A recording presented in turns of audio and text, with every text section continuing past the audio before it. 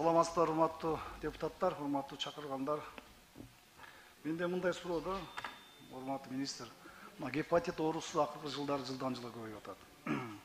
Ушуну бир мамлекет деңгээлде көтөрсө болбойбу, алдын алып, гепатит оорусу билесиздер, тамак аштан, тиш доктурга барсаң дагы, жана башка жакка барсаң жугат, туурабы? Ушу мамлекет деңгээлде көтөрбөсөк, ушул жылдан жылга өсүп атат гепатит оорусу.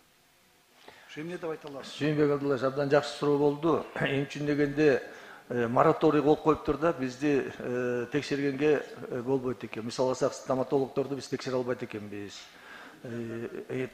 Ошону сизге айтып атпайм, мамлекет деңгээлде. Биз көтөрүп чыгалы дагы жооп кеңешке алып келели. Баардык мамлекет кызматтар тартыш керек да ушул нерсегечи. Ошого сунушум ушул нерсеничи. Урматтуу Сүйүнбек Абдуллаевич, бул маселе сиз айткандай эле бар. Өтө мына биз коронавирус деп атып дагы ушундай гепатиттин чоң эпидемия деп деле биз талкууладык. Ал тоже эпидемия сыяктуу эле деңгээлге чыгып калган 100 миңдеген адамдар ооруп атат деген азыр бар, өтө оор оору. Анан ошону азыркы күндө биз жакында сиздерге кайрылабыз. Кошумча каражаттар керек. Бул жалпы скрининг деп коет экен, жалпы текшерүү боюнча. Ал өтө чоң бир көлөмдөгү акча экен, бирок ошол скрининг бар. Андан кийин вакцинациясы да бар экен. Балдар бир канча жылдан бери вакцинациядан өтөт, балдарга жукпайт экен. А ошол бирок биз медиктер үчүн дагы жанагындай подверженный риск группа рискаларга ошолорго вакцинация азыр сунуштадык. И каалашынча мындай адамдардагы биз бекер кыла албайбыз, бирок ошол вакцинасын алып келип, катуу жакшы жайылтып берелик деп атабыз. Ошону дагы вакцинациясы бар экен. Анан ошондой бул албетте сиздики туура, бул жалпы мамлекеттик программа катары мамлекеттик деңгээлде күрөшүш керек бул менен. Ушул көзөмөлгө алсаңыз өзүңүз ушул багытта. Анан экинчиси жана тендерлер боюнча айтып калдыңыздар. Жакында өзүбүзгө алсак жакшы болот эле депчи. Ушул онкология оору боюнча, диабет боюнча, дары-дармектер, медициналык жабдыктар абдан начар, сапатсыз деген көп учурлар кездешип атат да, ушу жабырланып атышат да, ушинтип арызданышып. Ушул боюнча эмне деп түшүнөт? Эмне себептен ушу начар болуп калып атат ушул жабдыктар?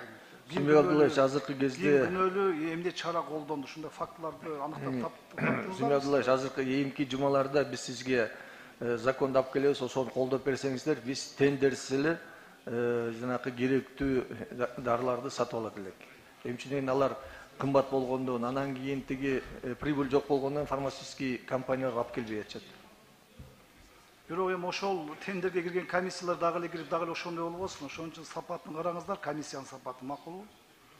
Анан үчүнчү суроо алкоголизм, араккештик.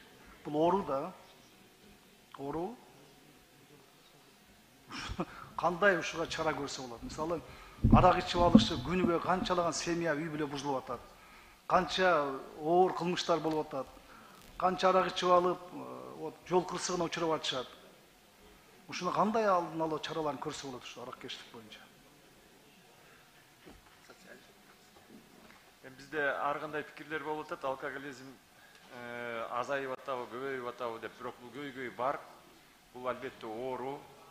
Анан азыркы учурда биздин өкмөт башчыбыз дагы бул маселеге айтып атат, көңүл бургула. Анткени үй бүлө жалпы коом ошол жерге өтө чоң көйгөй. Биз дагы азыр бул маселеге албетте бир эсте болот сиздин айтканыңыз. Ушуга көңүл бурсаңыздар макулбу? Андан кийин 4-чү суроо, мына бизде табигый чөптөр аябай көп. Дары-дармек чөптөн жасалат. Туурабы? Ушуну сиздер бир программа бар, сунуш берип атасыздар, ушу өзүбүздөн дары-дармек чыгарганга. Сүйүнбек Абдуллаевич, бул боюнча нетрадиционный медицина деп коет, жогорку кеңешке биз өзүбүздүн законубузду алып келдик.